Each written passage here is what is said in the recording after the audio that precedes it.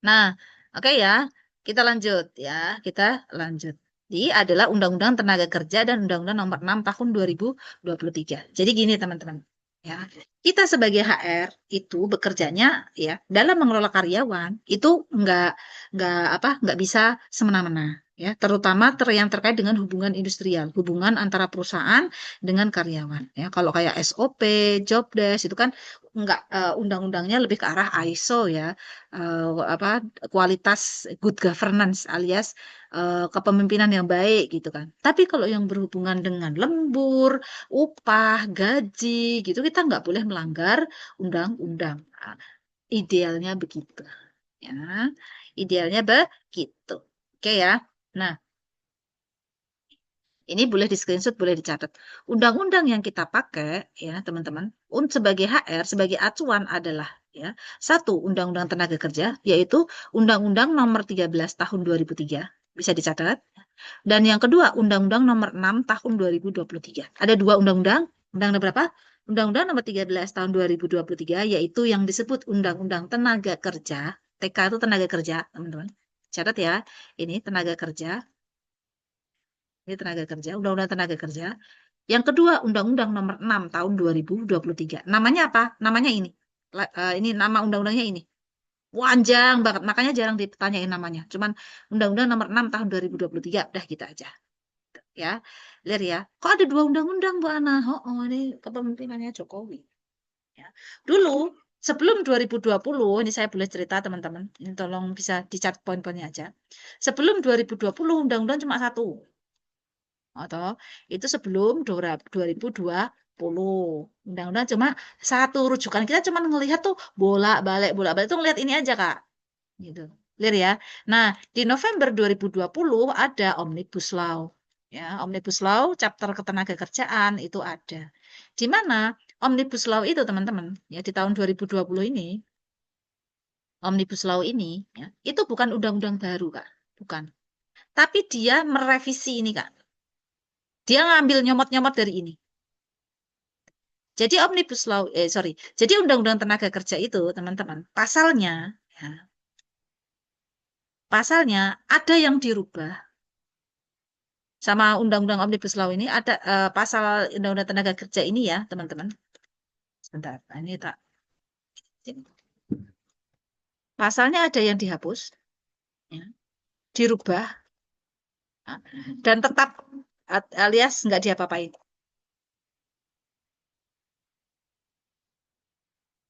Pasalnya apa aja Bu? Nanti ada contohnya ya nanti pas kita siang nanti. Jadi Undang-Undang Tenaga Kerja ini ya pasalnya ini Kak.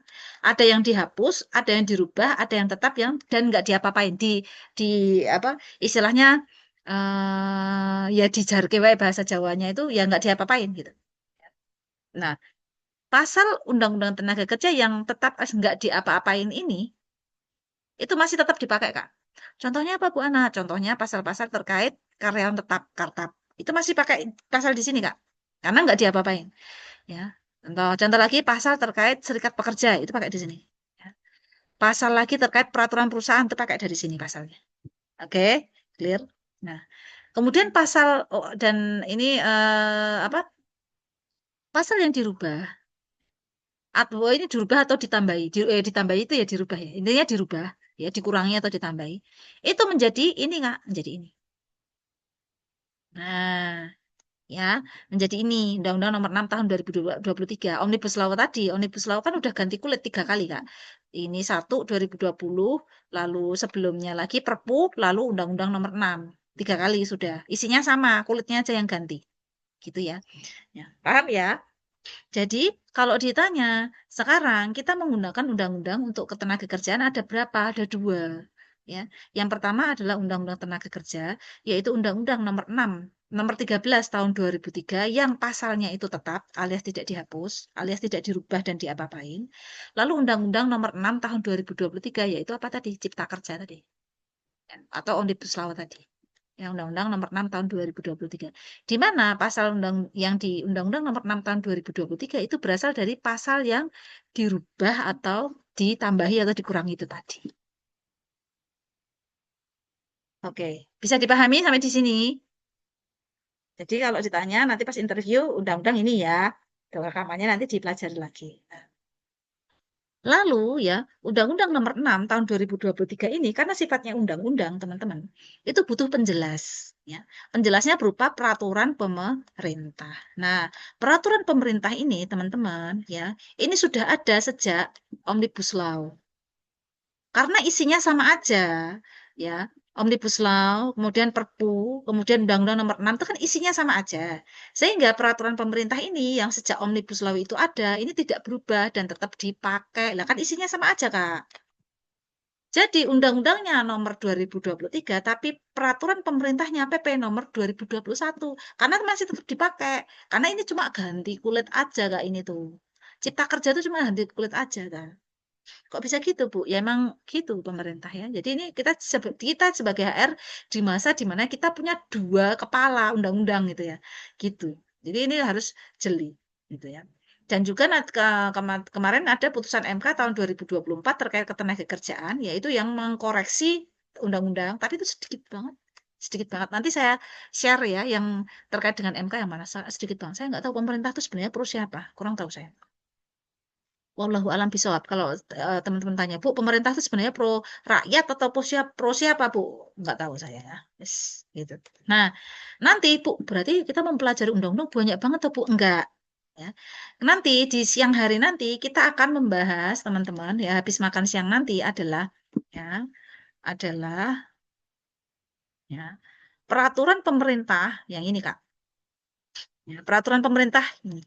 Kan ini nomor 34 sampai 37. 34 ada, 35 ada, 36 aja, 37 ada. Kita akan mempelajari yang PP yang nomor 35 dan PP 36. Kenapa? Materi yang ada di 35 dan 36 ini sudah hampir mencakup semua ketentuan di sini. Ya, sudah hampir mencakup. Jadi kita cukup mempelajari yang sedikit untuk mendapatkan manfaat yang besar. Gitu ya. Jadi ini nanti akan kita bahas nanti siang. Gitu ya, teman-teman ya. Itu undang-undangnya. Nah, ya, perlu dipahami dalam undang-undang ini, teman-teman, ya, perlu dipahami apa yang sudah tertulis di undang-undang, yang sudah tertulis boleh dicatat ya, yang sudah tertulis di undang-undang. Satu, ya, tidak boleh diselisihi. Tidak boleh diselisihi aturan di bawahnya.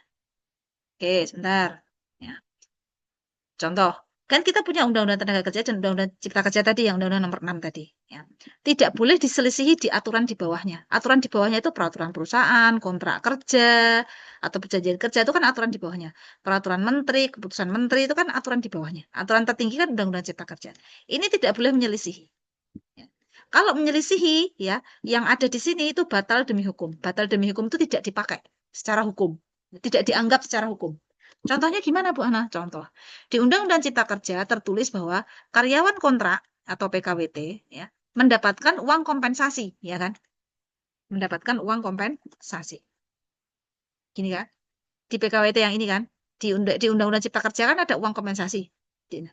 Tapi di kontrak kerjanya teman-teman semua, di PK-nya, ada pasal yang tertulis bahwa perusahaan tidak akan membayar uang kompensasi. Misal, ada pasalnya kayak gitu.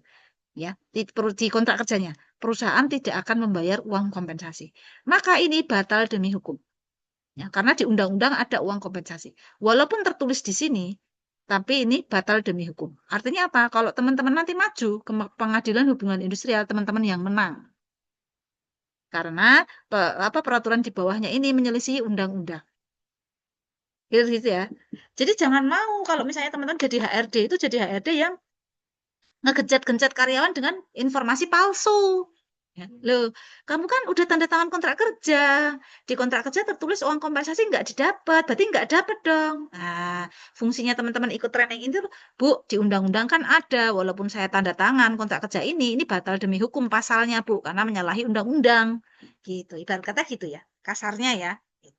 Ya, karena memang secara undang-undang itu sudah sifatnya absolut. Ya. Karena ini adalah tatanan tertinggi di tata perundangan di tempat kita itu undang-undang ya lebih tinggi dari nanti MK putusan MK sih gitu ya di undang-undang. Jadi kalau undang-undangnya udah bilang kayak gitu ya nggak bisa diotak-atik di peraturan perusahaan. Tapi kan sekarang banyak banget yang kayak gitu teman-teman HRD-nya.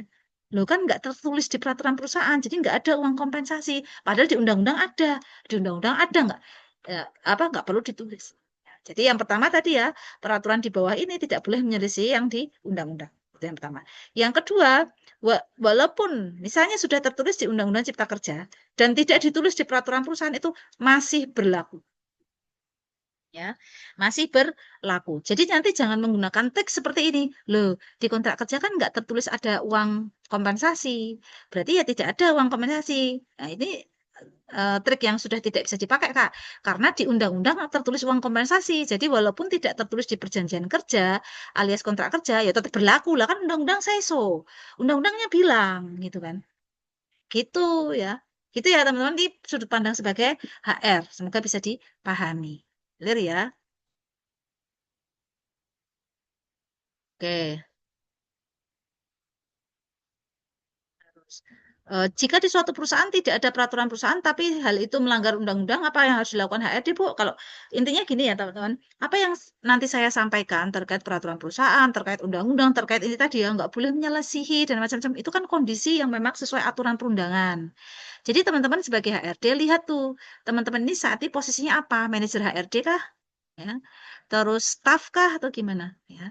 Nah, kalau posisinya itu teman-teman manajer HRD ya bisa diganti kebijakannya. Kita usulkan ke direksi, Pak, program kerja saya salah satunya adalah bikin peraturan perusahaan gitu. Tapi kalau kita HRD-nya posisinya staff, kita punya atasan ya usul ke atasannya. Gitu kan. Ya, itu yang bisa kita lakukan. Ya atasannya tetap nggak mau, Bu. Ya udah mau gimana lagi karena dia yang ngambil keputusan. Kan gitu. Tadi kan saya sudah sampaikan, kita ini jadi HRD akan sulit jika manajemen tidak pro terhadap aturan perundangan terhadap HRD. Sulit pasti. Mau kita usul sampai kapan aja mereka nggak akan ACC. Ya, kan gitu. Ya yang bisa kita lakukan ya tetap usulkan gitu. Mau nggak mau gitu. Saya pernah mengusulkan sesuatu yang di ACC sudah 3 tahun. Padahal posisi saya manajer HRD. Ya, di ACC sama direksi sudah 3 tahun pengusulan. Ya, apa kabar kalau yang mengusulkan mungkin sekedar kita sendirian di HRD nggak ada manajernya usul ke owner. Bisa-bisa kita di Kaprati aja usulan kita kan ya. Itulah gambaran apa perusahaan di Indonesia begitu kan. Gitu. Ada lagi tuh usulan tuh yang di ACC di tahun ke-9.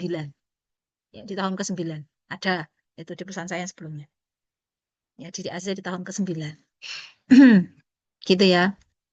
Kok betah Bu Ana? Ya, ya. Kalau profesi HR itu kan ini ya, apa dinamis, ya nyenengin gitu ya. Masalahnya itu dinamis gitu, nggak akan bosan gitu. Ya, tapi ya itu tadi ya, konfliknya cukup lumayan banyak. Oke, gitu ya teman-teman ya. Ada yang ditanyakan? Ini masih pertanyaan-pertanyaan terkait rekrutmen nih. Saya rekam aja di sini ya. Kalau ada kandidat pengalamannya oke, namun segi pendidikan belum sarjana, namanya sarjana belum ada pengalaman, bagaimana menyikapinya Bu? Ini tadi Kak Anggita udah saya jawab 3 kali. Saya jawab lah. Lihat kandidat yang lain ada yang lebih bagus atau tidak. Kalau enggak ya diambil. Udah saya jawab 4 kali nih Kak. Ya wes nggak apa-apa ya. Mungkin tadi enggak pas cut ini. Oke ya, gitu teman-teman. Oke, terus oh ini ada pertanyaan, apakah jika kandidat memiliki ekspektasi gaji lebih tinggi dari anggaran yang sudah ditetapkan, akan otomatis kita gugurkan tadi loh Kak. Tadi kan sudah saya jelasin. Tanya ke atasan Anda, ya budgetnya ini fix kaku atau tidak gitu. Kalau budgetnya masih bisa dinego, negonya sampai berapa kan gitu. Berarti kandidat bisa nego. Kalau kandidat itu udah fix, yang nggak bisa dinego, ya berarti kandidat nggak bisa nego. Gitu aja. Kalau kita sebagai HRD ya. Gitu. Berdasarkan implementasi di lapangan terkait ekspektasi gaji, bagaimana dampaknya jika kita tetap merekrut kandidat tersebut meskipun ekspektasi kandidat gaji lebih tinggi dari yang sudah dianggarkan, merusak ekosistem, Kak. Merusak ekosistem. Struktur skala upah di perusahaan tuh sudah ada tingkatan-tingkatannya, Kak. Contoh, posisi S1 sarjana IT gajinya sekian, yang masa kerja 0 sampai 1 tahun gajinya sekian, yang masa kerja 2 tahun gajinya sekian tuh udah ada tingkatan-tingkatannya di struktur skala upah. Tiba-tiba ada karyawan baru, fresh graduate, ekspektasinya gajinya tinggi, kita hire lebih tinggi. Itu merusak ekosistem. Gaduh nanti tim Anda. Banyak yang resign pasti. Oke, oke, oke, sebenarnya sudah. Budget perusahaan dengan pengurangan karyawan tadi loh Kak, itu terkait dengan PHK Kak. Ya. PHK itu belum saya bahas Kak Anzalna. Tadi udah saya bilang nih Kak Anzalnya. Halo, halo Kak Anzalna. Halo. Tadi udah saya bilang, Kak, pertanyaan Kakak itu bukan terkait rekrutmen, bukan terkait yang kita bahas, tapi terkait PHK. Ya, PHK. Ya. apa namanya PHK, pengurangan karyawan, entah karena budget, entah karena apa itu terkait materi PHK Kak Anzalna. Memang saya belum bahas karena kita belum membahas PHK Kak. Ya, gitu ya Kak Anzalna. Halo, nanti kalau ada yang ngechat Kak Anzalna tanya lagi tolong dibales ya. Akan dibahas di materi yang di PHK ya Kak. Ya, gitu ya Kak ya. Oke. Gitu teman-teman, kita akan istirahat terlebih dahulu ya.